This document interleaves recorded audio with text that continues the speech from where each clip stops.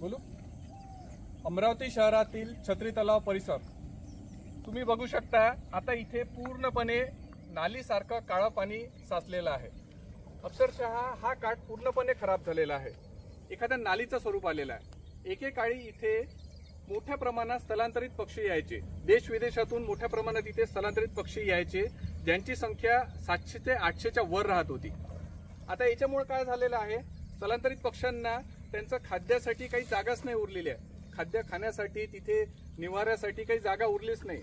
आपण बघू शकतो की इथे लोकांनी एवढा कचरा केलेला आहे की छत्री तलावाचा हा काठ पूर्णपणे खराब झालेला आहे।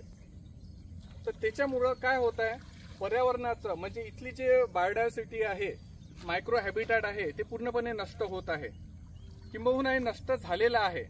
त्याच्यामुळे इथला कचरा साफ करणे अत्यंत गरजेचं आहे। आणि या निमित्ताने मी नागरिकांना एक आवाहन करू शकतो की त्यांनी इथे कचरा नाही टाकावा। निर्माल्याचा गड्डे तिथे केलेले आहे, तिथे तुम्ही टाकावे। पण इथे जर कचरा टाकला तर इथले पूर्ण बायोडायव्हर्सिटी इथली नष्ट होईल, मायक्रो हॅबिटॅट नष्ट होईल आणि त्याचा दुष्परिणाम पक्ष्यांना, प्राण्यांना होईल आणि पर्यायाने निसर्गाला पण होईल।